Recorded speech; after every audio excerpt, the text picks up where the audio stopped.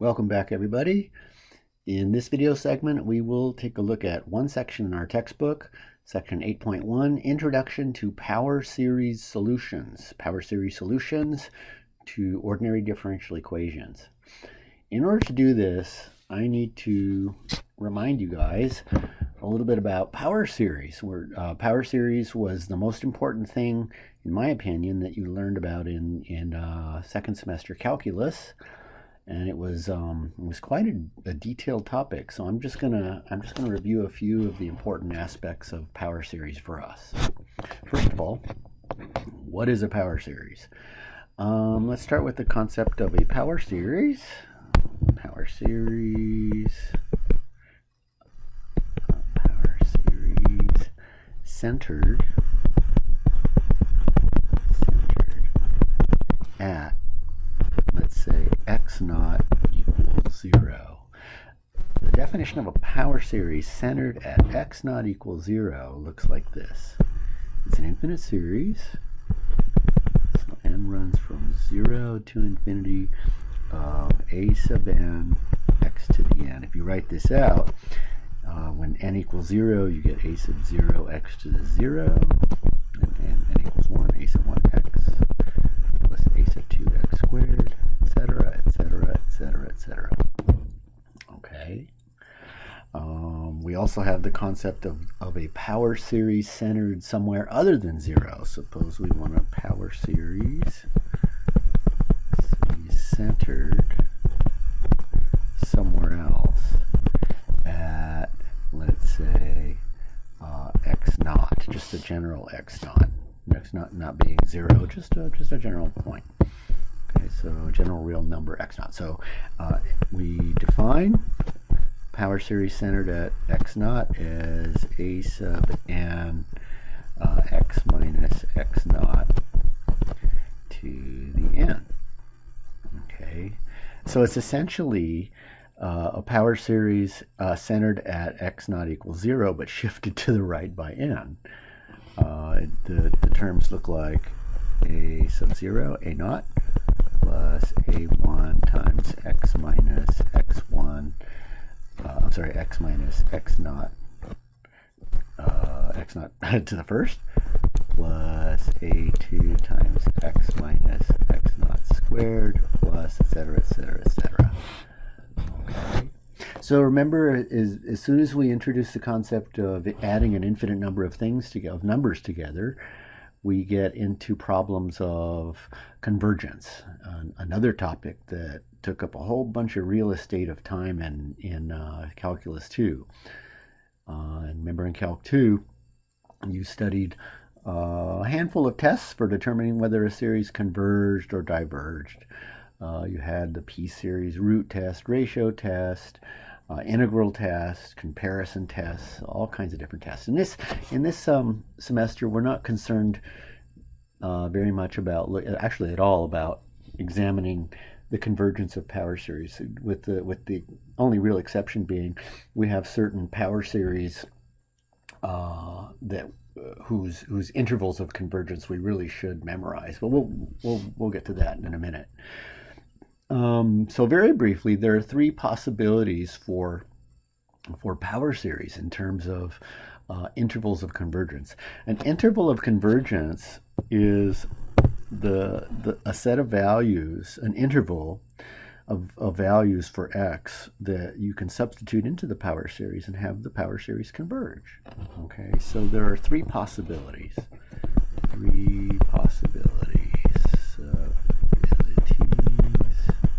This is all, again, a review of what we learned in Calc 2. The series converges only at x naught. Okay, now when we talk about a series, we're talking about, again, the power series. And the power series we're referring to is the general power series, that one where we have it centered at x naught. So clearly, if we substitute x equals x naught, the series will converge. We'll be adding the only non-zero term will be a sub 0. The rest of the terms will vanish Okay, so the three possibilities are that one, the power series converges only at x naught. Two, the power series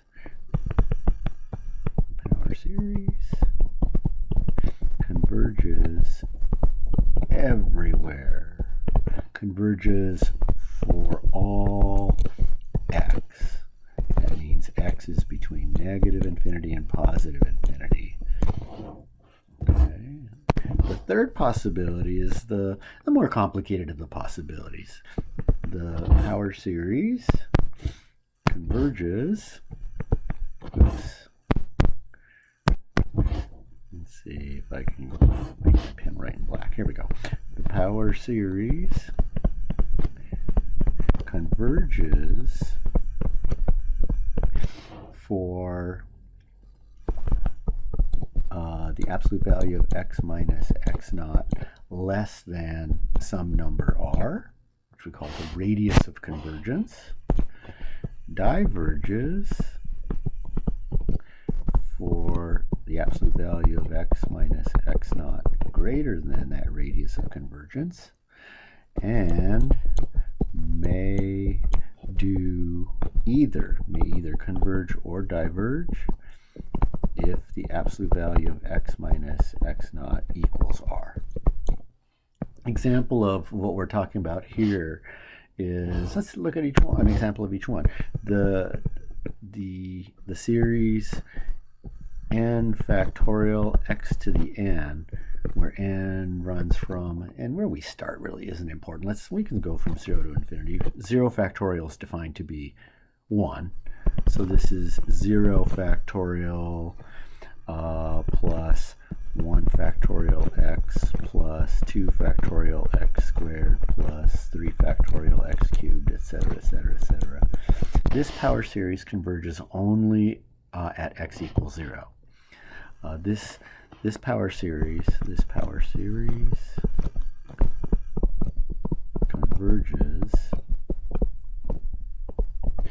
only when x equals 0.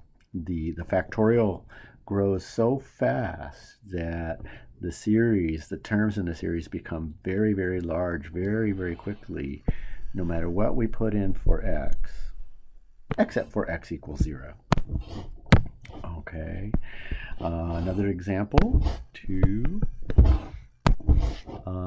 If we take that factorial and put it in the denominator, we get a couple things. One, we get an extremely important series.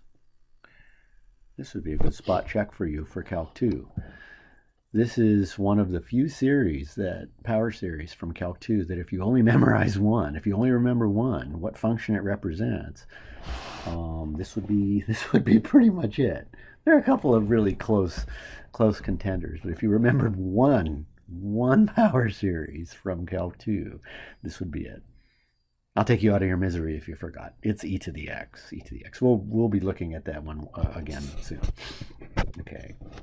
This is a power series for e to the x. In fact, it's called a Maclaurin series for e to the x. It's the Maclaurin series for e to the x. Right now, we're just talking about convergence. So this power series converges for all x. All x. That is for x between negative infinity and positive infinity. Okay. That infinity is called the radius of convergence. Radius of convergence. And this is not meant to be your first exposure to series. This comes at the end of chapter 11, section 11.10 and 11.11 in Calc 2. So this is just meant to be a refresher, okay?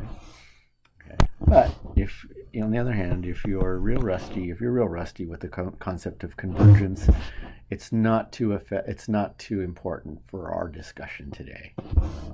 Okay, so 3, consider the series where we put in the denominator of x to the n something that doesn't grow so fast, just n instead of n factorial. N factorial gets huge quickly. Oops, we can't start it at 0 anymore. We'll start from 1 to infinity. Okay, this power series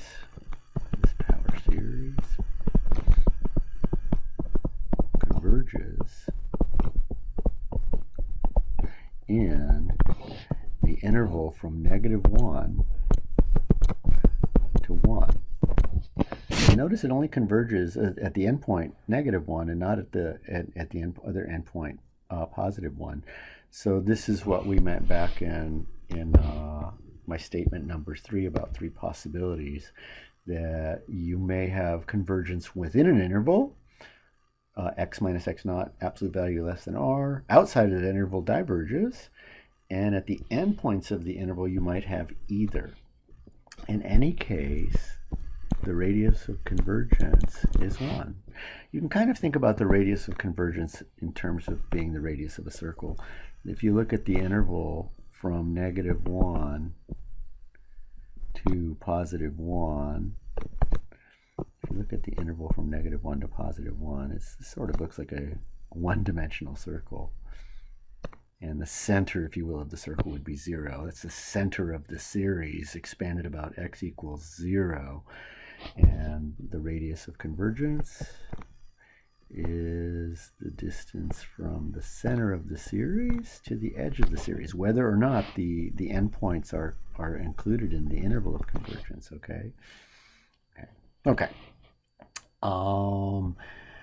More importantly for us is the concept of differentiating a power series, because ultimately what we're going to do is we're going to solve differential equations by assuming that the solution is in the form of a power series, and then look for what the power series should satisfy.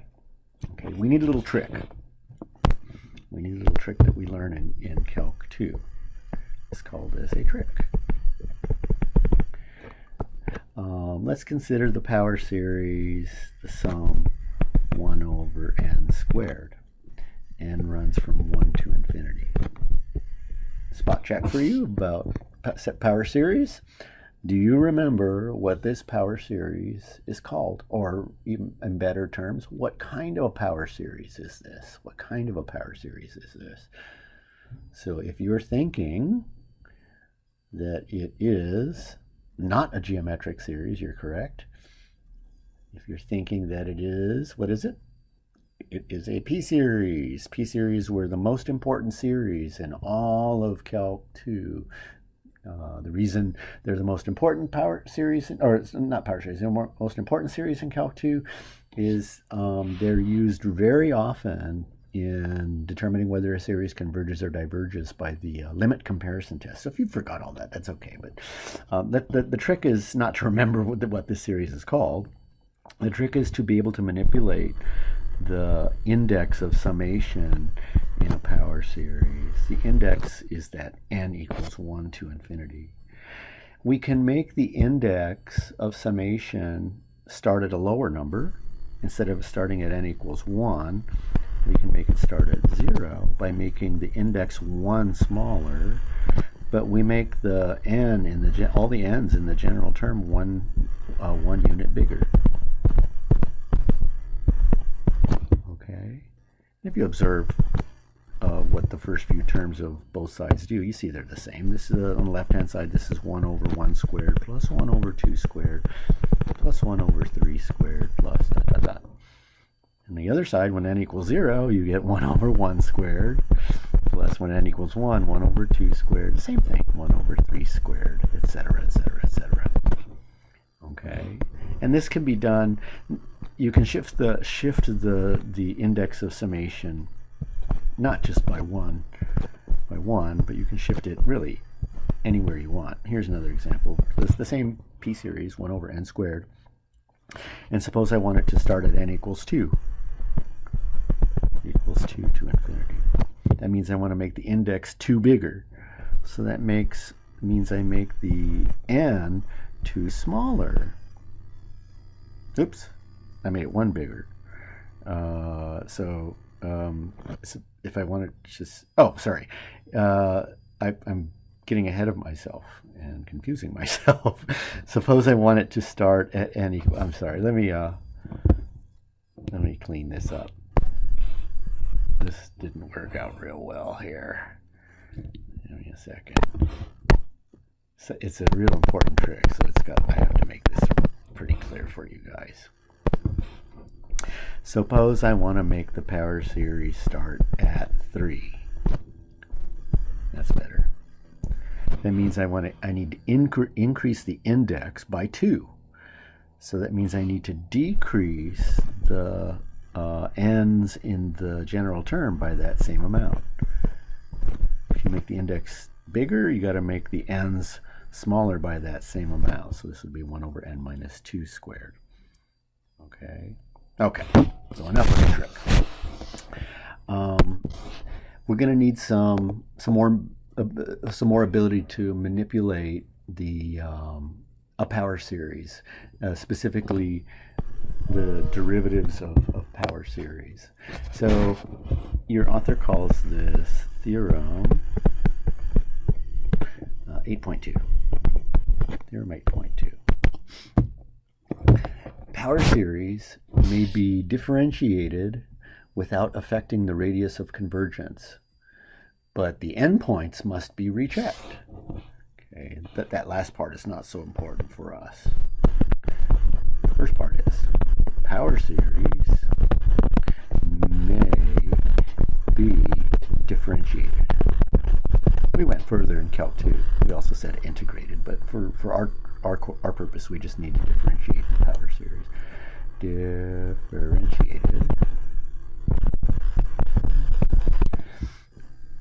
without affecting the radius of convergence.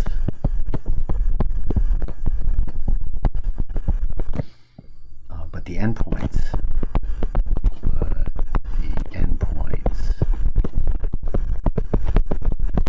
of the interval of convergence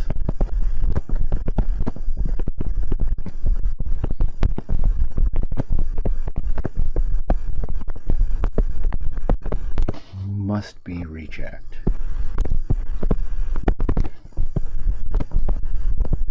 By must be rechecked, I mean for convergence. If you differentiate a power series that converged in the closed interval from -1 to 1, you will now get a power series that's guaranteed to converge in the open interval from -1 to 1. The radius of convergence would still be 1. But you may lose convergence at the endpoints. So you'll have to check the endpoints recheck the endpoints for convergence. Okay. And usually that's done by in Calc 2 by using the ratio test. We're not concerned with convergence in this course. The important part of this theorem is this. This theorem says that if you start out with a power series, let's say n goes from 0 to infinity centered at x naught. So we have a sub n x minus x naught to the n, that we can differentiate the power series. So the derivative would be the derivative of this quantity, the derivative with respect to x of n goes from 0 to infinity, a sub n x minus x naught to the n. And we differentiate by passing the derivative inside the summation sign and differentiate the general term. If you differentiate the general term, now a sub n is constant with respect to x. So if we differentiate x minus x naught to the n comes down and decrease the power by 1. Okay, so that's what the theorem is saying, that I can do that. Okay, it also guarantees that we have we don't lose our radius of convergence, but we recheck the endpoints.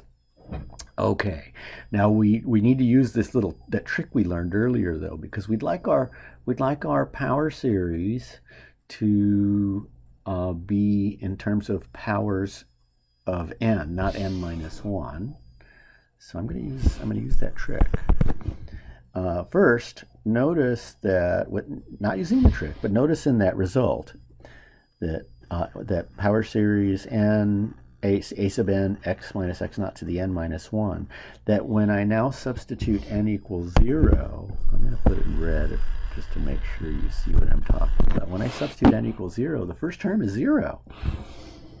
So immediately I can just eliminate that first term and start at n equals 1. So n goes from now 1 to infinity without changing anything. We don't increase the variable or do anything with it.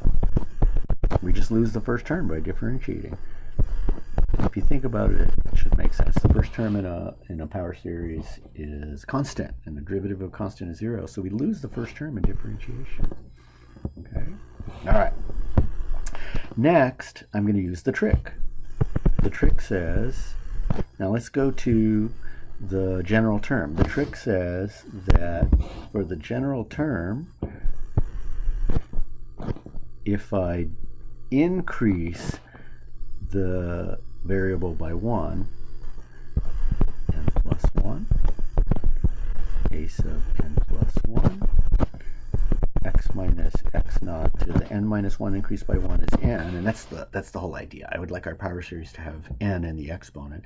Then I need to decrease the index of summation by that same amount. Okay, that's the trick. This little formula is going to follow us. This formula is going to follow us through the a really kind of important part of our lecture coming up when we actually do some differential equations with this stuff. So I'm going to highlight this in green. This is really important here. Okay. So notice what it says. Notice what it says. I'm going to highlight the original y. I'm going to highlight the original y, also in green. So if we start out with a power series, n goes from 0 to infinity, a sub n x minus x naught to the n. You differentiate, look what the result is. It's n plus 1 times a sub n plus 1, and still the summation x minus x naught to the n, still starting 0 to infinity. Still going from 0 to infinity. Okay. Don't be too concerned if the trick seems a little fuzzy right now. I think we'll clear things up soon. We have an important something called a corollary. Your author calls it a corollary, 8.3. So you're getting the bottom line, a really bottom line, really simple review of power series, including something called Taylor series. Okay, if a function has a power series representation, if I can write my function as a power series and goes from 0 to infinity, this corollary is one of the most important things for us. The corollary says then the coefficients, the a's, the constants, a sub n is the nth derivative at x naught over n factorial. Okay, this is called a Taylor series. This series is called a Taylor series. This is a Taylor series. And the theorem is saying that if your function can be written as a power series, then the coefficients must be the nth derivative at the point of at which we're expanding this series, at the center of the series, the nth derivative at that point over n factorial. Okay, so if the point about which our series is centered is 0, what do we call the Taylor series? If you can remember. If not, I'll remind you. If f of x is, in particular, a power series centered at 0, then this corollary tells us that the coefficients of the series are the nth derivative at 0 over n factorial. But my question to you was, what do we call this special case, this special Taylor series? This Taylor series, it is a Taylor series. This Taylor series is called a Maclaurin series. Maclaurin series. So Maclaurin series is a special case of a Taylor series where the expansion of the Taylor series occurs where the center of the series is at x equals 0. Okay. Keep in mind, we're covering about 3 weeks worth of material in Calc 2 as a review. So if this is still a little fuzzy to you, it's okay. Just let that go. Excuse me. Okay. Some very important Maclaurin series. By important, I mean they're so important you should memorize them. You should already have them memorized. If you don't, you should either rememorize them or make it a point to memorize them. Okay, very important Maclaurin series, a few of them. E to the x. E to the x is the sum, I mentioned it earlier in the lecture today, is x to the n over n factorial. N goes from 0 to infinity. It is 1 over 1 factorial, 1 over 0 factorial, x to the 0, which is 1. Remember, 0 factorial is defined to be 1. 1 factorial is also 1. So plus x squared over 2 factorial plus x cubed over 3 factorial plus x to the 4th over 4 factorial. This is a ridiculously important power series. Two other important power series are those for sine and cosine. The sine of x only contains odd powers. X runs from 0 to infinity. -1 to the n, x to the 2n plus 1 over 2n plus 1 factorial. Remember the -1 to the n factor in the general term of a power series? That makes the power series alternate. So notice the 2n plus 1 is always odd. So when n equals 0, I get x to the 1 over 1 factorial. N equals 1, I get minus, because -1 to the 1 is 1, x cubed over 3 factorial plus x to the 5th over 5 factorial minus x to the 7th over 7 factorial plus ... These three power series, the last of which is cosine, these three power series converge to the functions e to the x, sine of x, and cosine of x, and they converge for all x. So these power series have infinite radii of convergence. The cosine contains only the even powers. And very similar to the sine. It's -1 to the n, x to the 2n over 2n factorial.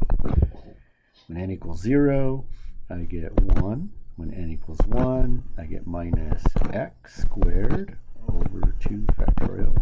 N equals 2. N equals 2. Wait a minute, I think I got that wrong. 1. No, this is right. And he's 1 equals 2. I get x to the 4th over 4 factorial minus x to the 6th over 6 factorial. Scared myself for a second there. Okay. Again, these power series, extremely important. These Maclaurin series are extremely important. Okay.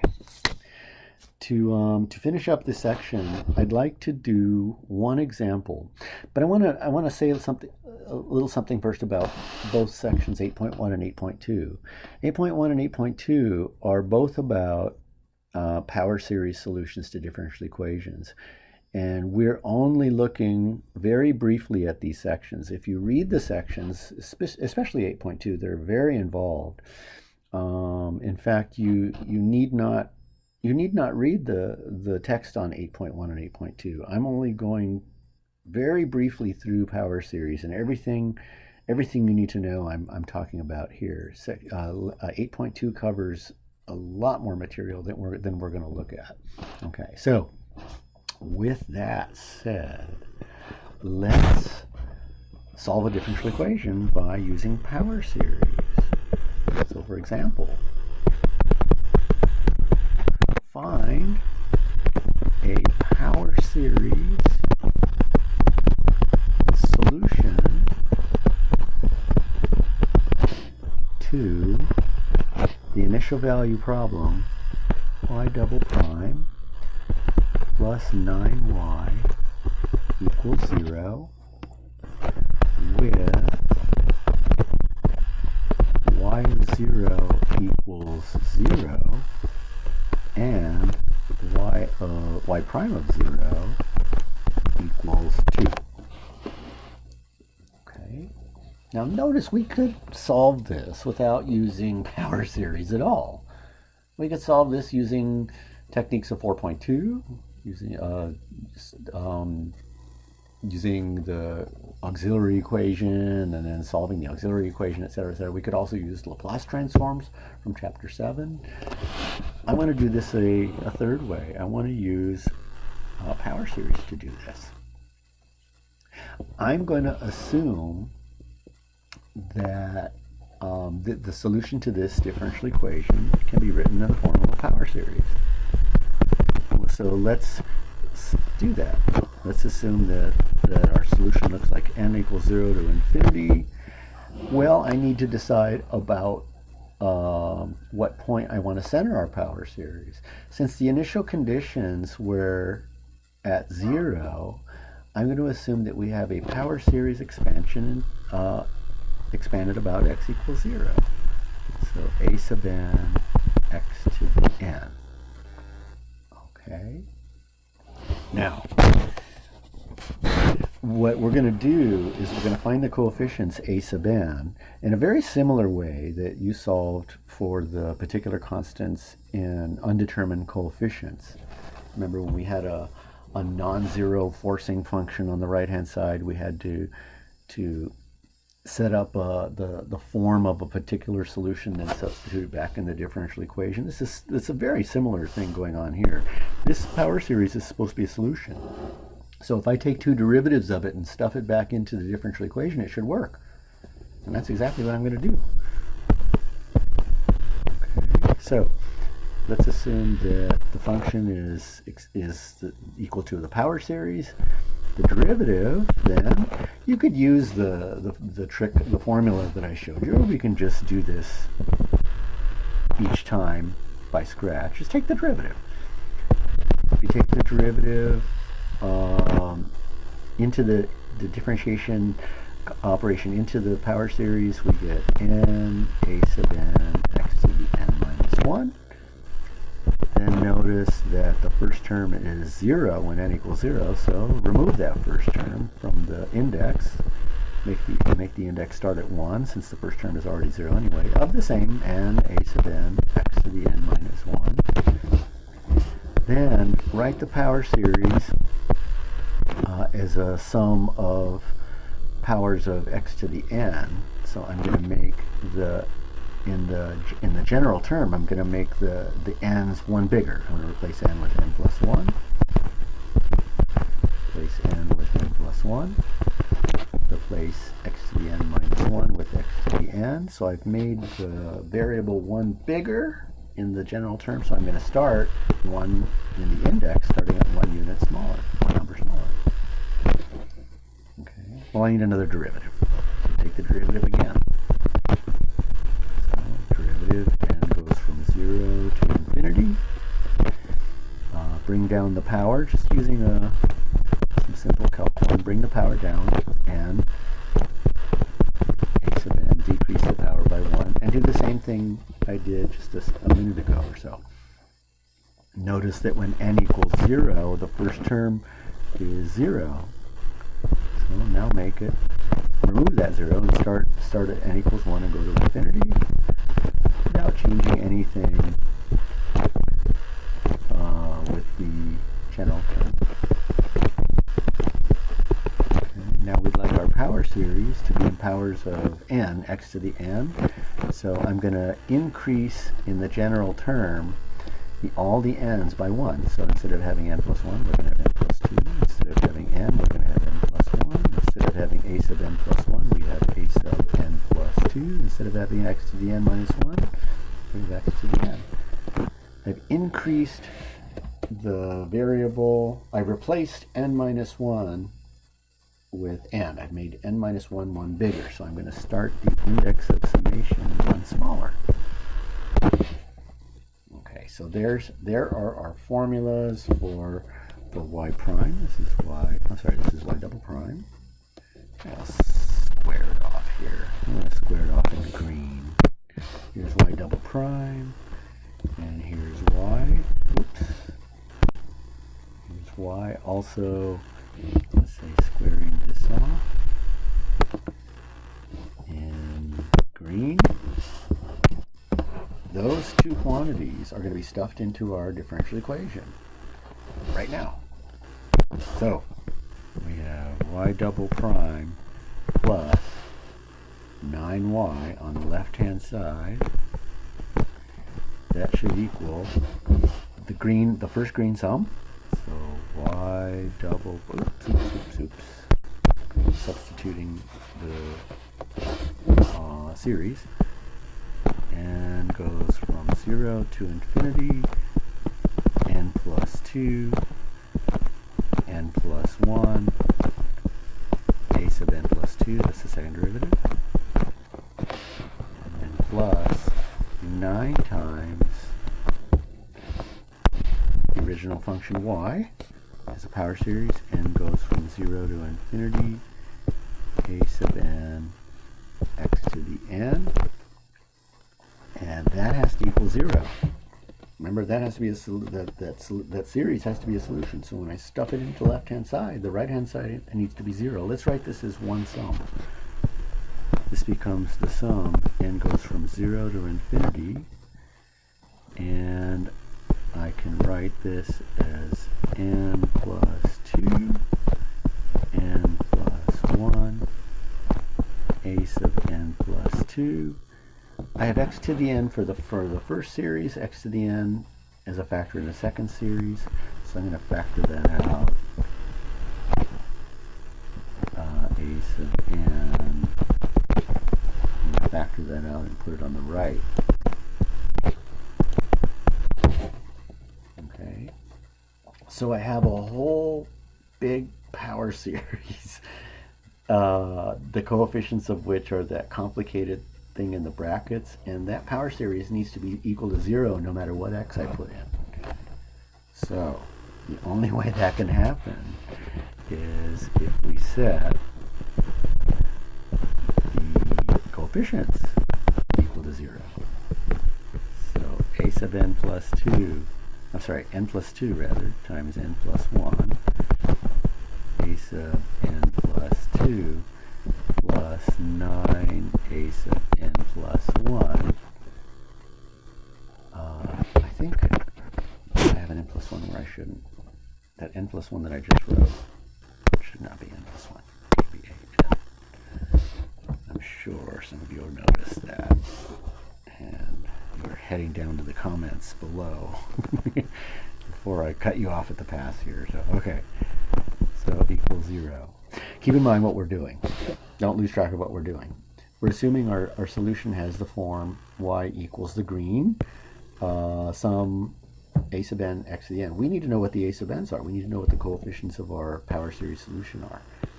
Right now we have this strange equation that's telling us what our solutions, how our solutions have to behave. I'm going to solve that equation for a sub n plus 2. If I do, I'm going to have negative 9 over n plus 2 times n plus 1. That's a sub n plus 2. And then times a sub n.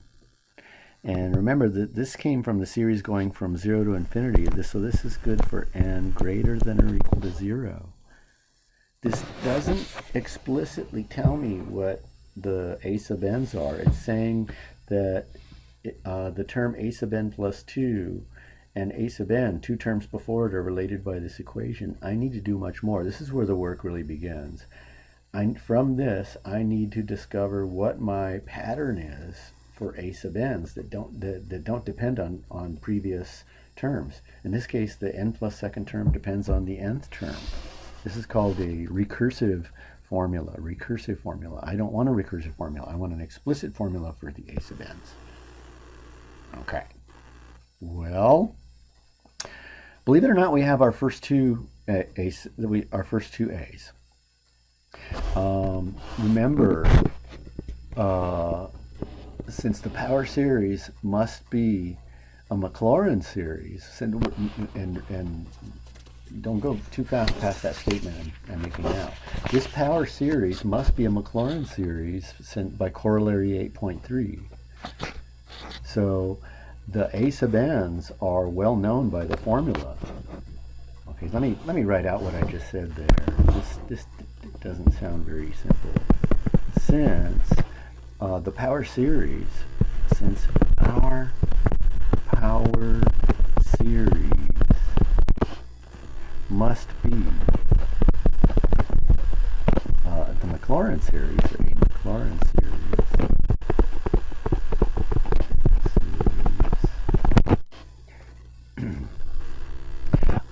We know that the a sub n's need to be the nth derivative of my derivative at 0 over n factorial. That was the formula for the coefficients. Well, this would be really not handy to use for the a sub n's. We wouldn't be needing to look back at our recursive definite formula just a couple of lines above. We wouldn't need that. However, we only have a sub n for n equals 0 and n equals 1 already. When n equals 0, I have a sub 0. That should be the number 0 derivative over 0 factorial. Well, the 0 derivative is just the function. And 0 factorial is 1. Well, f of 0, that's y of 0. And y of 0 is one of the initial conditions. This is given. So yay, I have a sub 0. Now I need the rest of the infinity minus 1 a's. So well, we have one more. A sub 1 needs to be the first derivative at 0 over 1 factorial. So that's f prime of 0 over 1. That's just y prime of 0, and we were given that to be 2. This was also given. Okay, so now our work begins. We need to look for a pattern for the rest of these coefficients. Okay, so here goes. A sub 0 is 0. We just talked about that. A sub 1 is 2. We just talked about that. Now look at our recursive definition. Our recursive definition says that a sub n plus 2 equals that whole thing with the negative 9, etc. So I'm going to move that down if I can do that without destroying my lecture. Oh, thank goodness I was able to do that. Okay, there's our formula for a sub n plus 2. Okay, and just so it doesn't get too messy for us, I think I will highlight it in green again. I think I will highlight everything about it in green. There we are. Okay, let's use it to find the rest of the a's and look for a pattern. So I need a sub 2. Which means on the left-hand side of the green formula, I'm going to need to substitute n equals 0. So I'm going to substitute n equals 0, and I'm going to get a sub 2. Well, that equals negative 9 over. Now look underneath the 9. It has n plus 2. Well, if n equals 0, n plus 2 is 2, n plus 1 is 1, and n is 0. Okay, but a sub 0 was 0. I'm going to move my formula over.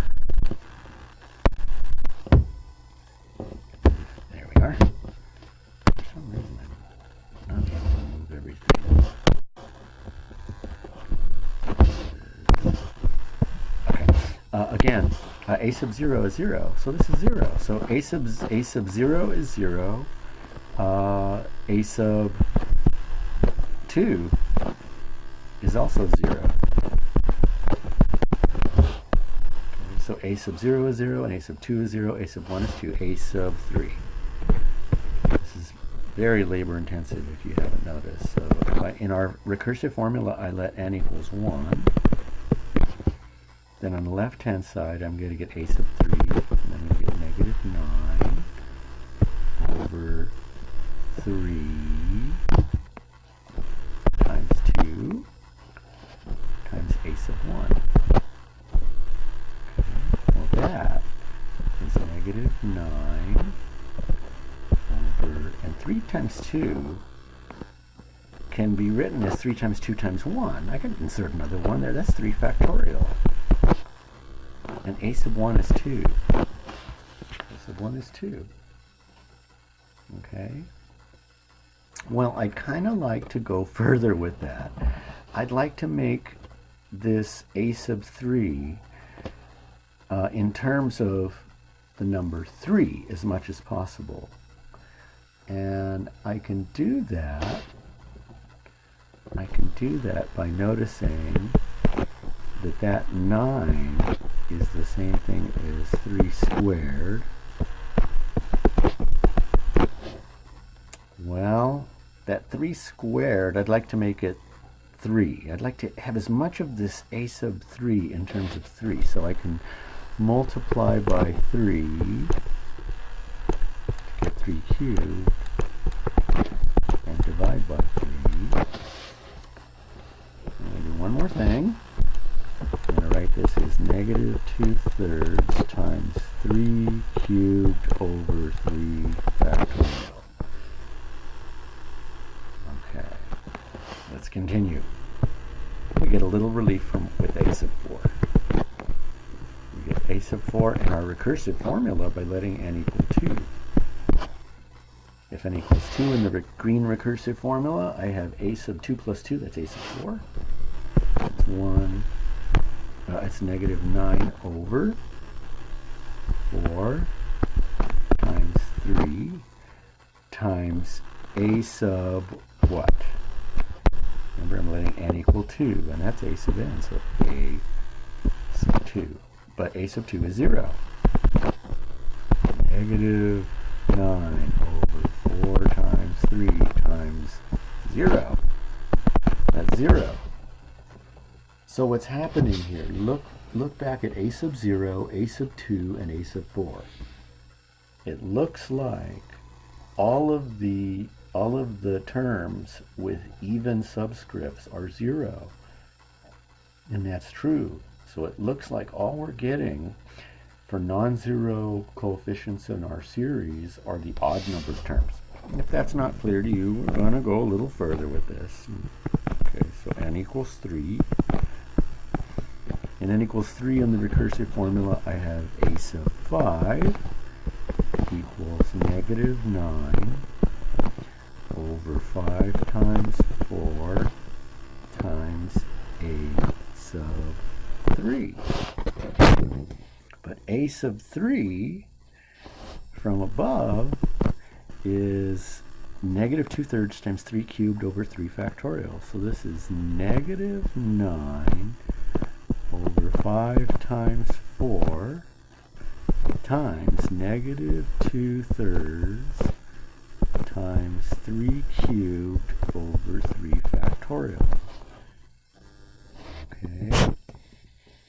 Now, I'm going to rewrite this so that a sub 5 has as much with 5 in it as possible. Now look here.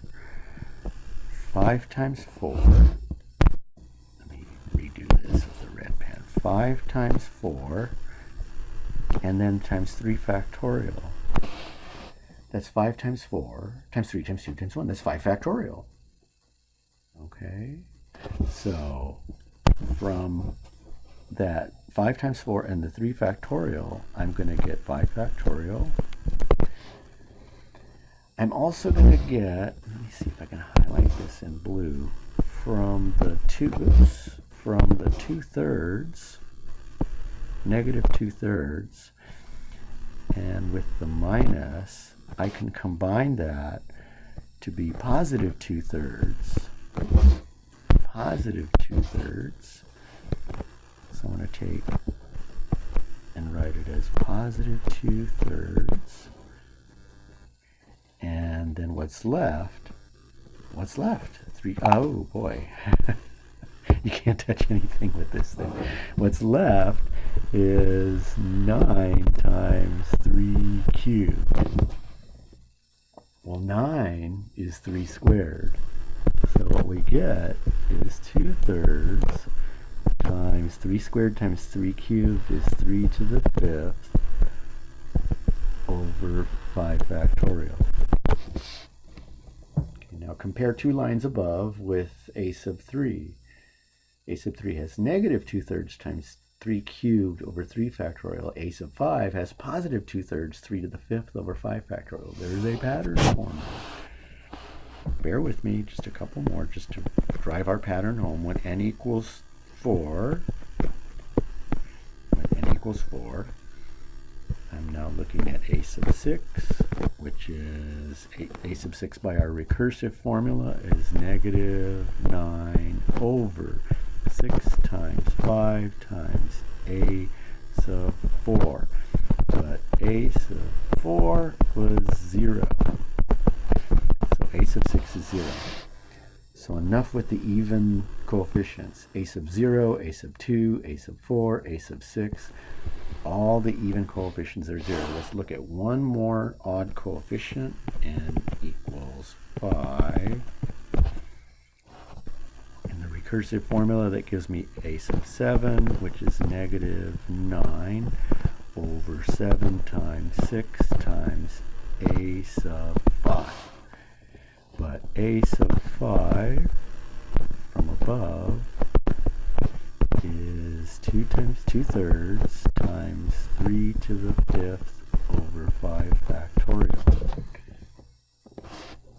We can write the negative in the 2/3 first.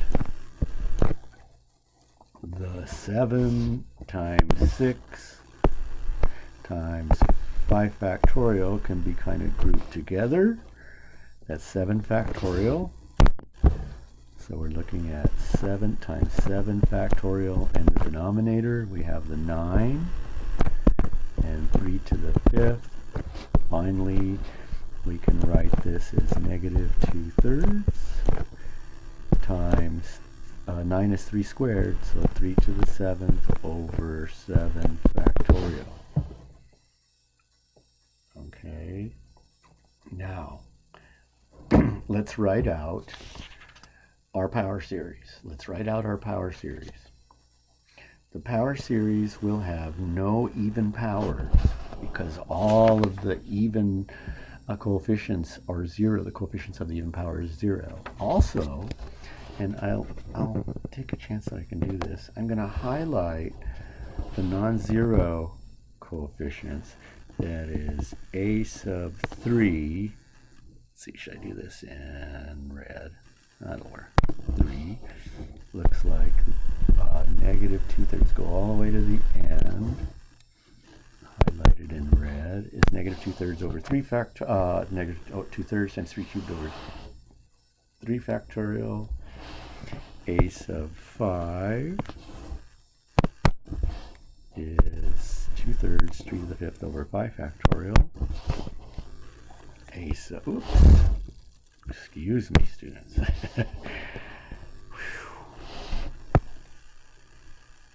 A sub 7.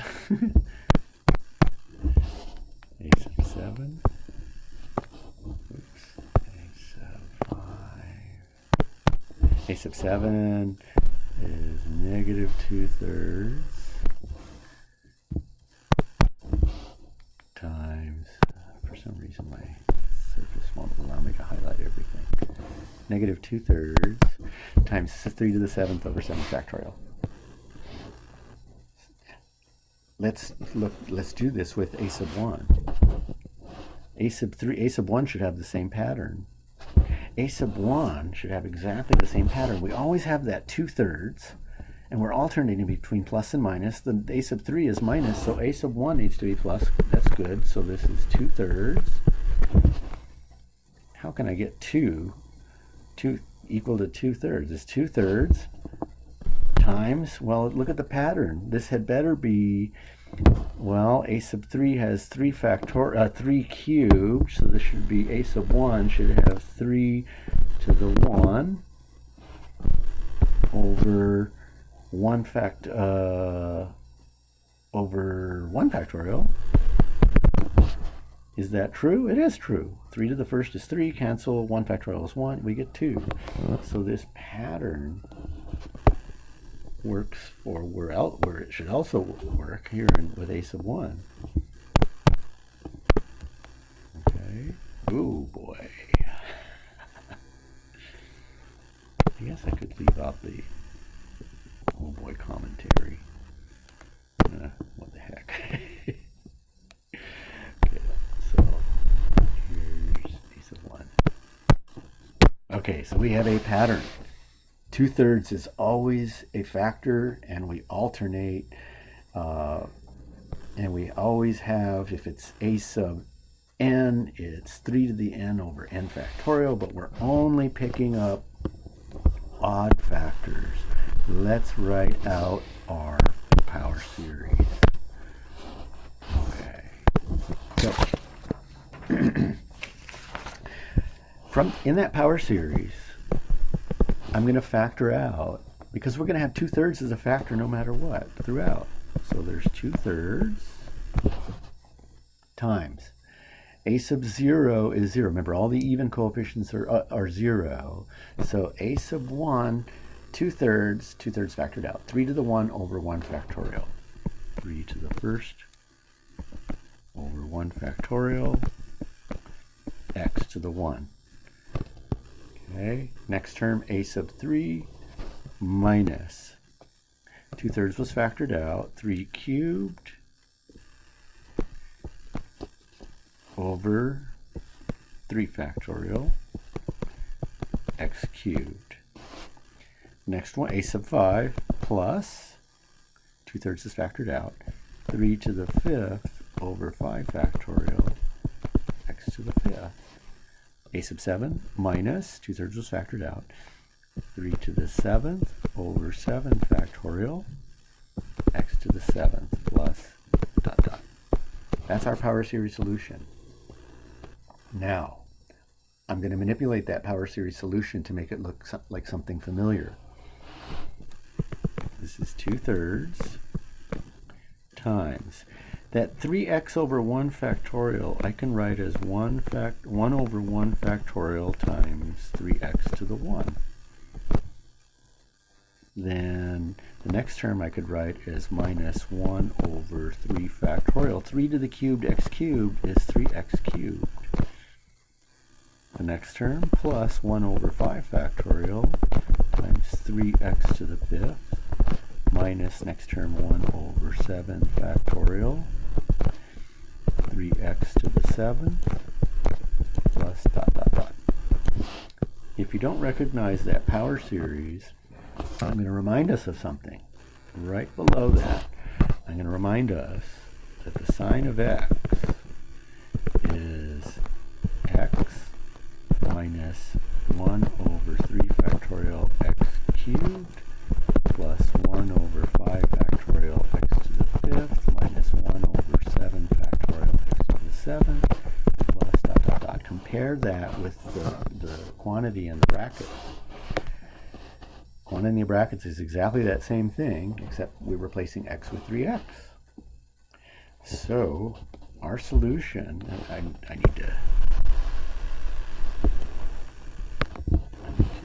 actually need to square that off and not highlight it. So that's just a reminder to us. So our solution, y equals 2/3. If it's not clear, I'll even go to the sine formula and write 1 over 1 factorial for the first term. Ours is 2/3 times the sine series with x replaced with 3x. So It is the sine of 3x. That's our solution without power series. Generally, when you're solving differential equations with power series, you don't have this luxury to recognize the solution as a common series. This is a very, very luxurious thing for us to do. In section 8.1, this happens throughout, that your power series solution is reducible to a familiar non-power series function. 8.2 is a different story. And we'll cross that bridge in the next lecture. But I want to end this section or this lesson by looking back at the original problem. Very briefly. Our solution to the original problem is exactly 2/3 sine of 3x. The original problem said y double prime plus 9y equals 0 with y of 0 equaling 0 and the derivative at 0 equaling 2. Using section 4.2, the auxiliary equation or characteristic equation is lambda squared plus 9 equals 0. That gives us lambda equals plus or minus 3i. That gives us our solution is c1 cosine 3x plus c2 sine 3x. There's our sine. Apply the initial conditions. 0 equals y of 0. If x equals 0, the cosine is 1, the sine is 0, so c1 equals 0. If c1 is 0, we're only left with c2 sine of 3x. Now apply the second initial condition. Well, we need y prime. The derivative of sine is cosine. Substitute x equals 0 and y prime of 0 equals 2.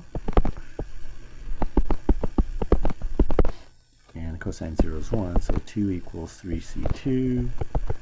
That means c2 equals 2/3. What does that tell us? It tells us our solution is 2/3 sine of 3x. So it begs the question, why in the world would we use power series when we can do this in about a minute? The answer is the problems in section 4.2 are just a very tiny special case of ordinary second-order differential equations. Most frequently, we have to be satisfied with a power series solution and not a nice closed form solution for our answer.